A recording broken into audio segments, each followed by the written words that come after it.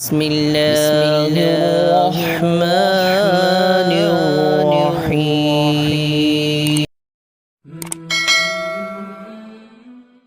اللهم آنس وحشتي في قبري، اللهم ارحمني بالقرآن العظيم واجعله لي إماما ونورا وهدى ورحمة.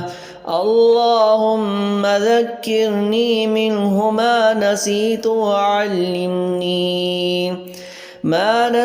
وعلمني منه ما جهلت وارزقني تلاوته آناء الليل وآناء النهار واجعله لي حجة يا رب العالمين.